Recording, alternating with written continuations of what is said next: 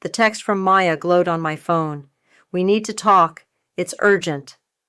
I stared at those words, feeling the familiar twist in my stomach that came with any contact from my sister. My name is Kaya, and I've spent my entire life being the responsible one, the steady one, the boring one, at least according to my family. "Did you see Maya's latest post?" Mom's voice crackled through my phone's speaker earlier that morning. 2 million views already. The brand deals are just rolling in now. "That's great, Mom," I replied, shuffling papers at my desk in the social services office. "Listen, I need to go. I have a client coming in." "Oh, that reminds me," she cut in. "Maya needs some help with her new content schedule. Could you maybe take a few days off to help her film? You know, since your job is more flexible." I caught Dylan's eye across the office. He raised an eyebrow at my expression, already knowing who was on the phone. "Mom, I can't take time off to help Maya film TikToks. I have actual responsibilities here." "It's Instagram Reels now, honey, and this is family. Maya's about to sign with Sephora. Sephora, do you know what that could mean for her? More debt," I thought. More second mortgages on the house. More credit cards maxed out for ring lights and designer clothes that would end up in Maya's infamous closet clean-out videos. "I have to go, Mom. Real client. Real job." I hung up before she could protest. Dylan wheeled his chair over. "The Maya show still running strong?" "Stronger than ever," I sighed. "They just refinanced the house again to fund her summer content calendar, whatever that means." "Jesus," Dylan shook his head. "How much have they sunk into her influencer career now?" "I stopped counting after the second mortgage. But hey, what do I know? I just help actual people with actual problems for a living." Emma, my supervisor, called me into her office then. As I walked in, I caught my reflection in the window. Sensible blazer, practical haircut, the opposite of Maya's carefully curated aesthetic. Emma was reviewing a case file. "Your work with the Thompson family has been exceptional," she said, looking up. "The mother specifically requested to thank you, said you changed their lives." I smiled, but before I could respond, my phone buzzed again. Maya's face filled the screen, a perfect selfie she'd spent hours staging for her profile picture. "Sorry, I should take this," I told Emma, stepping out. "Maya?" "Kaya!" Her voice was tight, controlled panic. "I need you to wire me $5,000, like today." "What? Why?" "The collab house in LA is raising rent, and if I leave now, I'll lose all my connections. Mom and Dad already said they can't help this time." "Because they have nothing left to give you," I said flatly. "The house. God, you're so dramatic. It's called investing in your future. Not that you'd understand, stuck in that depressing office all day." I watched through the window as Dylan helped a young mother fill out housing assistance forms. "You're right, Maya. I wouldn't understand investing hundreds of thousands in followers and likes while our parents lose everything." "Whatever. Are you going to help me or not?" "Not." She hung up. Minutes later, the text arrived. "We need to talk. It's urgent." I showed Dylan the message during lunch. He pushed his sandwich aside, leaning forward. "You know what this means, right? The house of cards is finally falling." "Maybe," I said, but something else was forming in my mind, something that had been building for years of watching, waiting, saving. "Hey, you still know that real estate agent? The one who handles foreclosures?" "Rodney? Yeah, why?" I pulled up my banking app, looking at the careful savings I'd accumulated over years of living below my means. "I think I might need his number." Dylan's eyes widened as he understood. "Kaya, are you thinking what I think you're thinking?" "They always said that house was Maya's stage," I said quietly. "Maybe it's time for a change in ownership." My phone buzzed again. Mom this time. I let it go to voicemail, already knowing what it would say. More panic, more demands, more guilt. But for the first time in my life, I felt something other than resignation. I felt ready. "Get me Rodney's number," I told Dylan.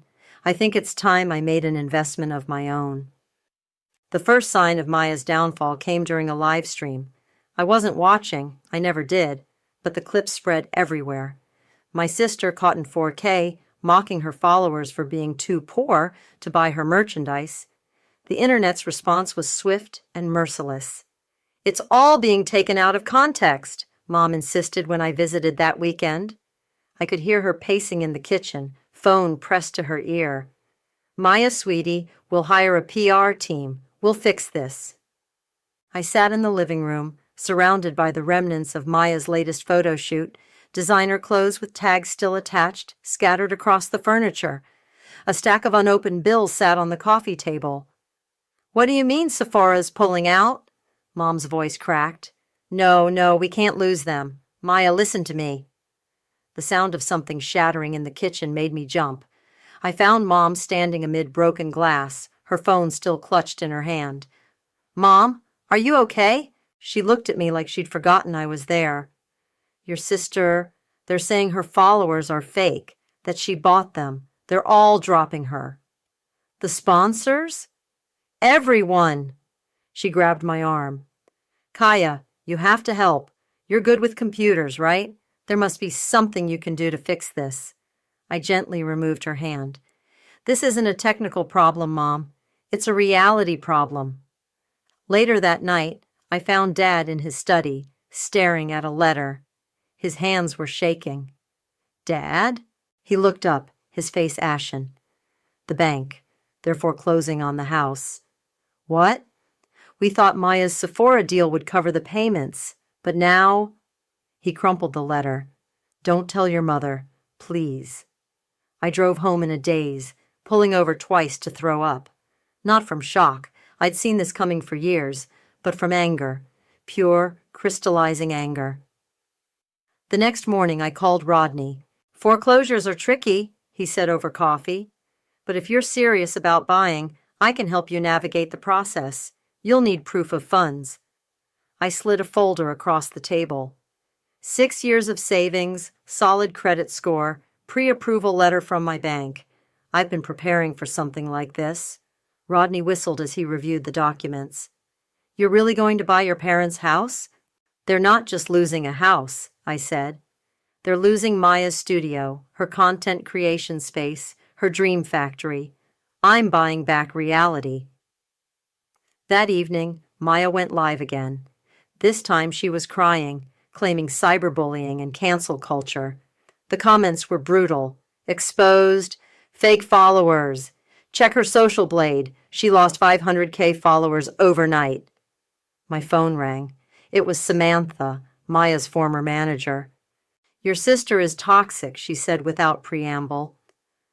"I tried to warn your parents months ago, but they wouldn't listen. Do you know she faked sponsorship contracts to get them to invest more?" My hand tightened around the phone. "What?" "Inflated numbers, photoshopped brand deals. She showed them fake revenue statements to keep the money flowing. I have proof." I thought about the second mortgage, the refinancing, the credit cards. "Send me everything." After hanging up, I opened my laptop and started the foreclosure paperwork. Dylan texted, "You sure about this?" Before I could respond, Mom called. "Kaya, we need you to move back home," she said. "Maya's coming back from LA. We need to present a united front while she rebuilds her brand." "No." "What do you mean, no? We're family." "Family?" I laughed. "For years, I watched you drain every resource into Maya's fantasy. Now reality's here, and suddenly you remember I exist? You're being selfish." "I'm being smart," I said, "and I'm done being invisible." I hung up and finished the paperwork. My hands were steady as I typed in the bid amount, exactly what the bank was asking, not a penny more. Years of watching, waiting, and saving had led to this moment. My phone pinged with an email from Rodney. "Bid submitted. Now we wait." I walked to my window, looking out at the city lights. For the first time, I felt powerful, not from anger or revenge, but from the quiet strength of patience rewarded. Another text from Dylan. "Whatever happens, I'm proud of you." I smiled, thinking of Maya's favorite saying from her influencer days. Sometimes you have to risk it all for the perfect shot. Well, sister, I thought, let's see who risked better. Maya's return home wasn't the triumphant comeback she'd planned. I watched from my car as she dragged designer suitcases up the driveway, her face hidden behind oversized sunglasses despite the cloudy day. No camera crew, no adoring fans, just Mom rushing out to help while Dad carried in boxes labeled ring lights and streaming equipment. I waited until they were inside before walking up to the door. Mom answered my knock with forced cheerfulness. "Kaya, we were just about to call you. Come in, come in. Maya's setting up her new content studio in the dining room." The dining room where we used to have family meals was now a maze of ring lights, backdrops, and tangled cords. Maya sat cross-legged on the floor, scrolling through her phone. "Only lost another 1,000 followers today," she announced to no one in particular. "The comeback starts now. That's why we wanted to talk to you," Mom said, ushering me to sit. "We're launching Maya 2.0, more authentic, more real. And we thought, what better way to show that than a series about family?" I felt my stomach drop. "What?" Maya finally looked up. "It's perfect, right? Finding My Way Home, a documentary-style series about reconnecting with my roots. You'll be like the grounded sister who helps me rediscover what matters." "Absolutely not." "Kaya," Mom pleaded, "this could save everything. The house that's in foreclosure?" I watched their faces freeze. "Yeah, I know about that." Dad stepped forward. "We were going to tell you." "When? After you lost it completely?" I stood up. "How much money did you pour into Maya's career while lying to me?" "It wasn't lying," Maya snapped. "It was protecting our family brand. Not that you'd understand marketing." "Marketing?" I laughed. "Is that what we're calling fraud now?" The room went silent. Maya's phone slipped from her hand. "What did you say?" Mom whispered. "Ask Maya about the fake contracts. Ask her about the inflated revenue statements she showed you to keep the money flowing. Samantha told me everything." Maya jumped up. "Samantha's lying. She's just jealous because I fired her." "She quit," I corrected, "right before everything fell apart. Funny timing, isn't it?" "Enough!" Dad shouted, making us all jump. He never raised his voice. "Kaya, if you're not here to help, then why are you here?" I looked around the room, at Mom's desperate face, Maya's defensive posture, Dad's defeated slump. "I came to say goodbye to the house, and to tell you not to bother asking me for money." "But you have savings," Mom said. "We're family." "Family?" I pulled out my phone and played the clip, Maya mocking me on a podcast last year. "My sister? Oh God, she's like so basic. Literally works in some depressing government office helping poor people or whatever. Couldn't be me." Maya had the grace to look away. "That was just content." "Everything's just content to you, isn't it? Well, here's some reality. I'm done. Done being your backup plan, your ATM, your boring sister plot device. Find another way to save yourselves." I walked to the door, but Mom grabbed my arm. "Please, Kaya, we need you. Maya needs you. Just a small loan." "No." I gently removed her hand. "Maya's not the only one who can set boundaries." "Boundaries?" Maya scoffed. "Is that what they teach you in social worker school? How to abandon your family?" My phone buzzed. A text from Rodney. "Bid accepted. Congratulations. You got the house." A calm settled over me as I turned to face them one last time. You know what they taught me? How to recognize toxic patterns, how to protect myself, and most importantly, how to let people face the consequences of their own actions. "What's that supposed to mean?" Maya demanded. "It means goodbye." I opened the door. "You should start packing. The bank will want you out soon." "Wait," Dad called as I reached my car. "What do you know about the foreclosure?" I didn't answer. Let them wonder. Let them worry. Let them finally feel what I'd felt all these years. Uncertainty, powerlessness, invisibility. Dylan was waiting at my apartment with takeout and wine. How'd it go? Exactly as expected. I showed him Rodney's text. I own their house. He poured 2 glasses. To karma. To patience, I corrected, thinking of Maya's face when I mentioned the contracts. The long game always wins. My phone lit up with text from Mom, pleading, angry, desperate. I turned it off and took a long sip of wine. The real show was about to begin, and for once, I had front row seats. The day they had to leave, I timed my arrival perfectly. Maya was loading the last of her ring lights into a rental truck while Mom supervised the movers carrying out furniture. Dad sat on the front steps, head in his hands. None of them noticed my car pulling up, or Rodney walking beside me up the driveway. Just a few final signatures, Rodney announced, making them all turn. Mom dropped the clipboard she was holding. Kaya, what's going on? Who is this? Rodney Fox, real estate agent, he said, extending his hand. No one took it. I'm here to complete the transfer of ownership. Maya stepped forward, her designer sunglasses slipping down her nose. Transfer of what? I pulled the keys from my pocket, letting them catch the morning light. The house. I bought it. The silence that followed was deafening. Dad stood up slowly, his face pale. That's not possible. Actually, it is. Rodney opened his briefcase. Ms. Ramirez's bid was accepted by the bank 2 weeks ago. All the paperwork is finalized. You? Maya's voice cracked. You're the buyer? Mom rushed forward, grabbing my shoulders.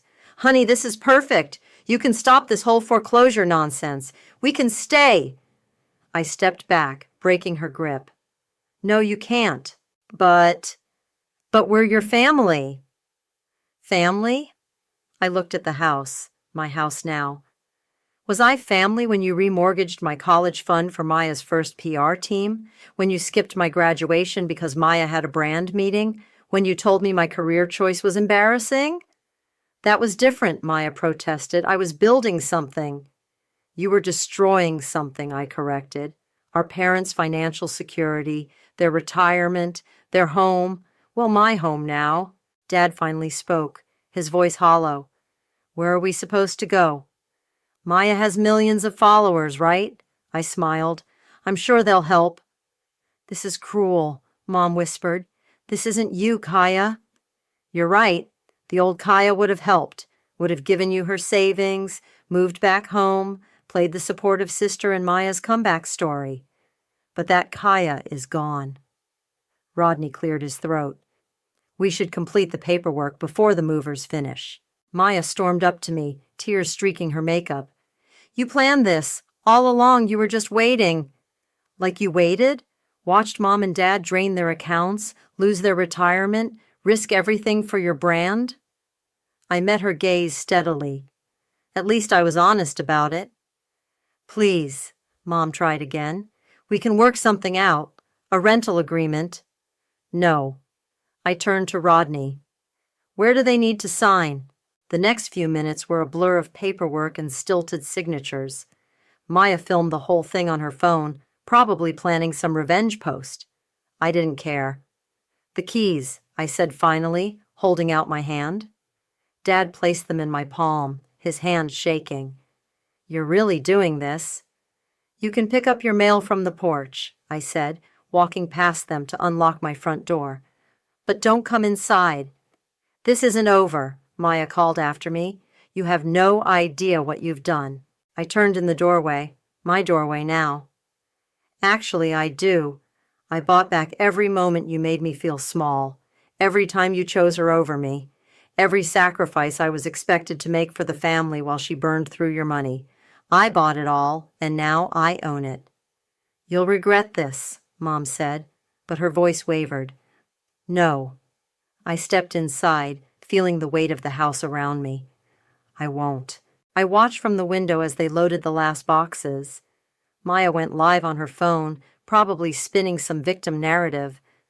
Mom kept looking back at the house, as if waiting for me to change my mind. Dad just stared straight ahead, already defeated. My phone buzzed. Dylan. Need company? Not yet, I texted back. I need to feel this first. I walked through the empty rooms, touching walls that had witnessed years of my invisibility. The dining room where Maya's ring lights had left marks on the hardwood.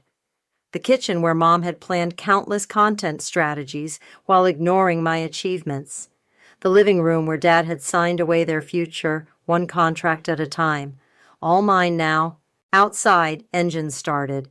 I didn't watch them leave. Instead, I walked to Maya's old room, the biggest bedroom, of course, and began ripping down the LED strips and backdrop hooks. Time to redecorate, time to reclaim, time to make this house what it always should have been. A home. You're going to want to see this, Dylan said, holding up his phone as he walked into my newly painted living room. 3 weeks had passed since I'd taken possession of the house. I set down my paintbrush.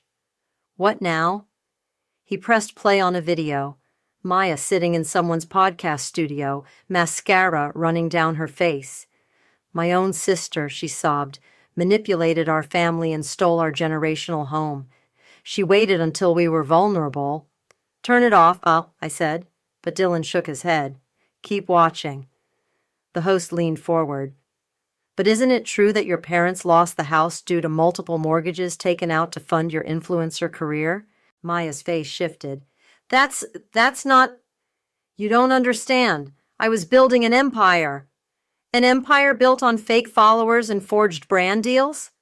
The camera caught Maya's flinch perfectly. She ripped off her microphone and stormed out, but not before screaming, "This interview is over. My lawyer will be in touch." Dylan stopped the video. It's going viral. The comments are not kind. I picked up my paintbrush again, continuing to cover the hot pink accent wall Maya had insisted on. Good. You don't seem worried. About what? Maya threatening legal action? Let her try. I have the paperwork, the bank records, and Samantha's evidence about the fake contracts. Dylan started helping me paint. Speaking of Samantha, she called the office looking for you today. My hand froze mid-stroke. What did she want? Wouldn't say, just that it's important. We worked in silence for a while, transforming the garish pink into a calm sage green. The whole house was slowly changing. Maya's content creation spaces becoming actual living areas, the cluttered makeup room now a home office, the backyard finally cleared of abandoned ring lights and tripods. Remember when she filmed that skincare ad here? Dylan asked, pointing to a spot by the window. The one where she pretended to wake up looking perfect? Took 17 takes, I said. Mom kept bringing her green smoothies between shots while I studied for my social work licensing exam in the garage because the lighting was too harsh inside. And now look at you. I stepped back to admire our handiwork. Yeah, look at me. My phone buzzed. An email from Samantha. Maya's planning something. Call me ASAP. Before I could respond, a notification popped up. Maya had tagged me in a post. The image showed her sitting in what looked like a lawyer's office, caption reading, "The truth about family betrayal coming soon. Time to expose the real villain in this story. Justice is coming. Family over everything." Dylan read it over my shoulder. She's bluffing. Of course she is. I opened my banking app, checking the house payment schedule. All on track. She has nothing. Still, he said, maybe call Samantha. Better to know what we're dealing with. I was about to agree when someone knocked on the door. Through the window, I saw Mom standing on the porch, clutching her purse. I'll get rid of her, Dylan offered, but I shook my head. No, I've got this. Mom looked smaller somehow, her designer clothes replaced with department store basics. Kaya, please, just hear me out. Why? So you can guilt me about Maya's latest meltdown? No, She glanced past me into the house, seeing the changes. You painted? Yes. It looks nice, peaceful. She twisted her hands together. Maya's talking about suing you. She's meeting with lawyers, making wild claims. Let her. You don't understand. She's desperate. When people are desperate, like you were, I cut in, desperate enough to drain your retirement, refinance 3 times, ignore every red flag because Maya promised you fame? Mom's shoulders slumped. We made mistakes. No, you made choices, and now you're living with them. Andrea? Dylan called from inside. The mail's on the porch, like always. Mom flinched at the dismissal. I needed you to know what's coming. I've always known what's coming, Mom. I just prepared for it better than you did. As she turned to leave, my phone buzzed again. Samantha. Maya's going nuclear. She's planning to claim elder abuse, saying you manipulated your parents during a mental health crisis. Call me. I watched Mom walk away, her steps heavy. Inside, Dylan was already on his laptop, pulling up legal resources. We should probably get ahead of this, he said. I looked around my house, my peaceful, quiet house, and felt a strange calm. Maya wanted nuclear? Fine. She wasn't the only one with evidence to share. Call Samantha, I told Dylan. It's time to show Maya what real consequences look like. Samantha's office looked exactly like you'd expect for a social media manager. Motivational quotes on the walls, a ring light permanently positioned by her desk, and a wall of photos featuring her with various influencers. Maya's photo was conspicuously absent. Elder abuse? Emma said, reviewing the documents spread across Samantha's desk. I'd asked my supervisor to join us, knowing her social work expertise might help. That's a serious accusation. It's also completely false, Samantha replied, pulling up emails on her laptop. Look at these exchanges between Maya and her parents. She's the one who pressured them into taking out loans, refinancing the house, maxing out credit cards. Dylan leaned forward. How much evidence do you have? Everything. Samantha turned her screen toward us. Fake contracts she created to show sponsors, inflated engagement numbers, even scripts she wrote for her parents to read when banks questioned their loan applications. Why didn't you come forward sooner? I asked. Samantha's face tightened. I tried, sent anonymous tips to some sponsors, warned your parents directly. But Maya, she's convincing when she wants to be, and they wanted to believe so badly. Emma picked up one of the contracts. This is straight up fraud, which is exactly why she won't actually sue, Dylan said. She can't risk this coming out in discovery. My phone buzzed, a text from Maya. Last chance, sis. Back off, or everyone learns what kind of person you really are. I showed it to the others. Samantha laughed darkly. She's desperate. Her new manager called me yesterday trying to do damage control. Apparently, Maya's been approaching brands with a comeback story about family betrayal. No one's biting. Because they've seen the podcast Meltdown, Dylan added. Not just that. Samantha pulled up another document. Remember those fake followers? The brands did their homework this time. They know her engagement rates were artificially inflated. She's radioactive in the industry now. Emma touched my arm. Are you sure you want to fight this? Sometimes family conflicts are better resolved privately. She made it public, I said, pointing to Maya's latest Instagram story, a tearful monologue about toxic family members and the truth coming soon. Then let's end it publicly, Samantha said. She opened a folder labeled Insurance Policy. I kept everything, every manipulated screenshot, every fake contract, every threatening message to sponsors who questioned her numbers. The question is, are you ready to use it? Before I could answer, my phone rang. Dad. Kaya, his voice was tired. Maya's saying she's going to sue you for emotional distress. Claims you deliberately targeted her when she was vulnerable. Is that what she told you? I don't know what to believe anymore. He paused. The bank called. They're investigating the loan applications we submitted. Something about fraudulent documentation. I met Samantha's eyes. She nodded slowly. Dad, Maya faked the sponsorship contracts you showed the bank. She inflated the numbers to get you to invest more. That's not possible. Check your email. I'm sending you proof right now. Samantha forwarded the documents while I stayed on the line. I heard Dad's sharp intake of breath as he opened them. "Oh, God," he whispered. "What did we do? What did we let her do?" "You believed in her," I said softly. "She counted on that." After I hung up, the room was quiet. Emma studied the contracts while Dylan and Samantha exchanged looks. "She'll self-destruct when this comes out," Dylan warned. "She's already self-destructing," I replied. "The only difference is now she won't take anyone else down with her." My phone lit up with a voicemail from Maya. "You think you've won, but I've got one last surprise for you. Hope you're ready for everyone to see who you really are." Samantha raised an eyebrow. "Shall we show her who she really is first?"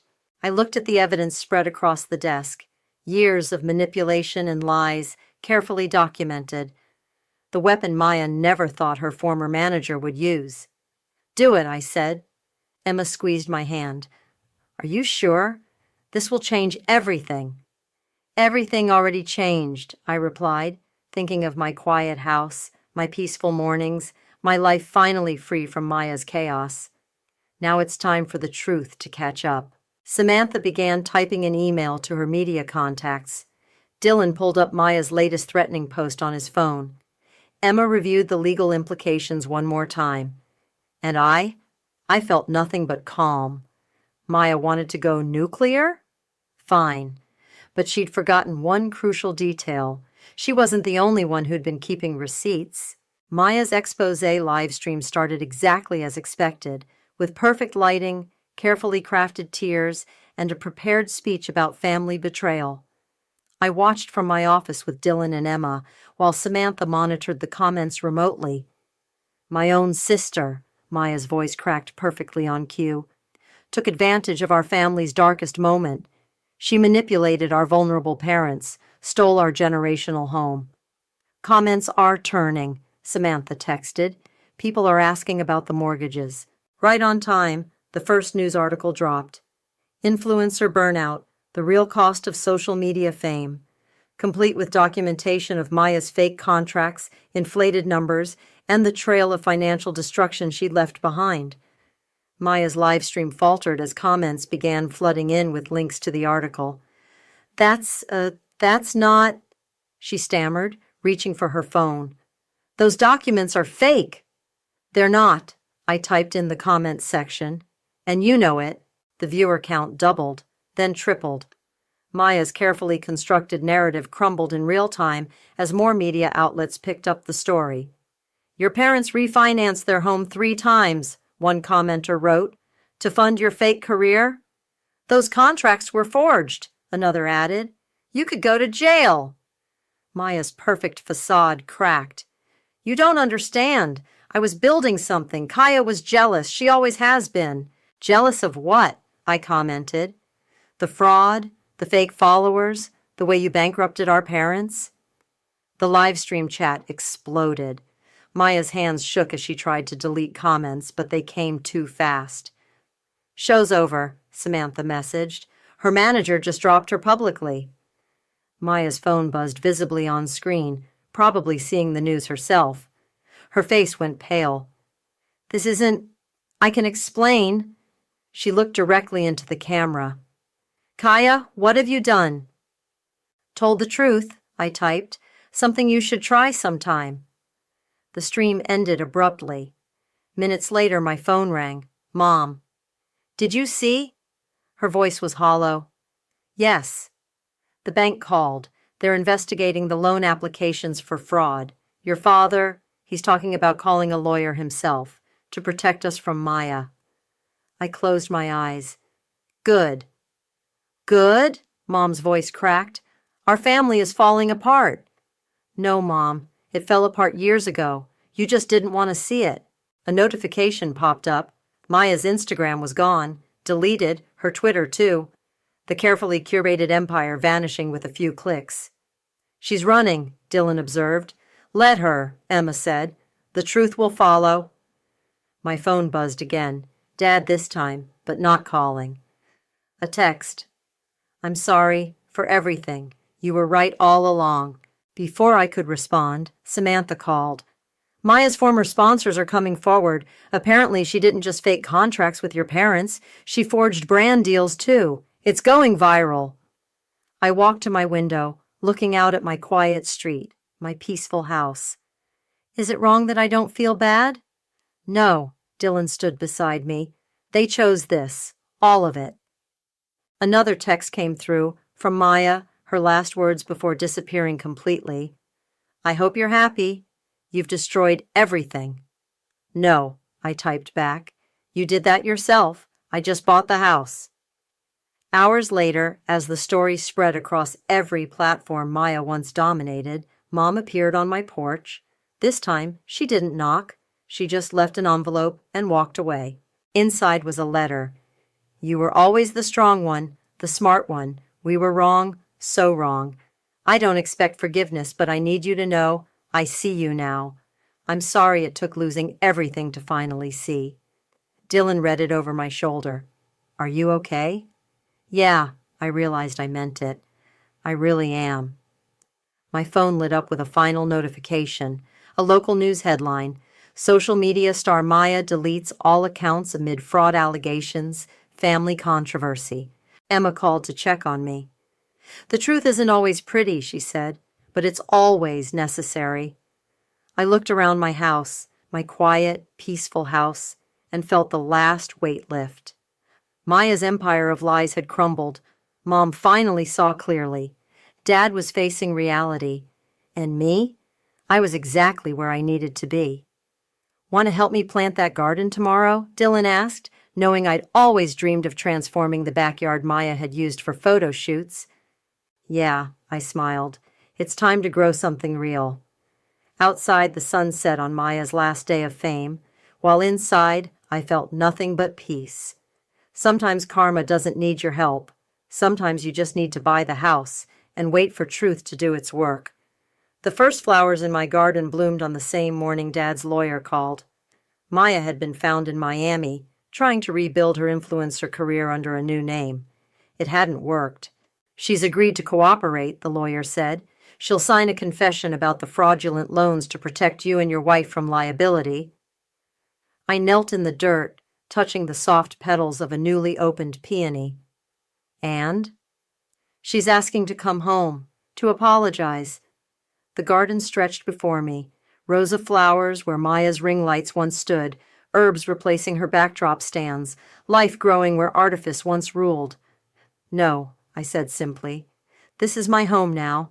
Dylan arrived with coffee and bagels, finding me still in the garden. You're up early. Maya wants to apologize. He sat on the garden bench we'd built together. And nothing. Some things can't be fixed with an apology. My phone buzzed. Emma. Turn on the news. The local station was running a feature. Social media, the hidden cost of influence. They interviewed former influencers, including Samantha, about the culture of fake metrics and financial destruction. Maya's story was the cautionary tale.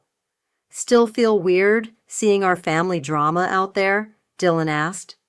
No, I realized. It needed to be seen.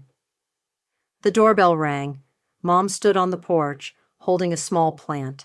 It's a peace lily, she said before I could speak. I remember you always wanted one, but Maya said they didn't look good on camera, so you never got one? She nodded, eyes on the garden. You've made this place beautiful, real. That was the point. Your father and I, she paused. We're selling Maya's equipment, all of it. Using the money to start paying you back for... Keep it, I said. Use it for therapy instead. She blinked back tears. Would it be okay if I came by sometimes, to help with the garden? I thought about all the times I'd wanted her attention, her approval, her love. The herbs need weeding on Saturdays. She nodded, understanding the boundary, the limited invitation. Thank you. After she left, Dylan helped me plant the peace lily. You're different now, he observed. Better different or worse different? Stronger different. He brushed dirt from my cheek. Happier different. My phone lit up with a text from Dad. The lawyer has Maya's signed confession. It's over. But it wasn't over. Not really. It was just settled, like soil after rain, like roots finding their place. Want to hear something funny? I asked Dylan. Maya used to say this house was her stage, and now it's my sanctuary. I looked around at the home I'd reclaimed, not because I took it from them, but because I made it mine. The doorbell rang again. This time it was Samantha, holding a folder. Maya's trying to rebrand again, she said, but no one's buying it, literally. She can't get sponsors, can't get followers, can't even get a regular job because her fraud story is all over the internet. That's not my problem anymore. Samantha smiled. No, it's not, but this is. She handed me the folder. The documentary people want to interview you, about rebuilding after family trauma, about finding strength in silence while influencer culture destroys families. No, I said immediately. Good answer. She tucked the folder away. Just wanted to make sure you meant everything you said about choosing peace. Dylan brought out more coffee, and we sat in the garden, watching bees visit the flowers that now grew where Maya once staged her perfect morning routine shots. You know what the best revenge turned out to be? I said. What's that? Living well. Actually living, not just performing life for likes. My phone buzzed one last time. Maya, from a new number. I hope you're happy in my house. I looked at the message, then at my flourishing garden, my peaceful home, my real life built on quiet strength rather than viral moments. It was never your house, I typed back. You just used it as a backdrop. I made it a home. Then I blocked her number, put down my phone, and turned to Dylan. Help me plant these new roses? He grinned. Always. The morning sun warmed my skin as we worked. No ring lights needed, no cameras rolling, no performance required. Just real growth, real peace, real life. They used to call this house Maya's stage. Now it's my sanctuary, and I wouldn't have it any other way.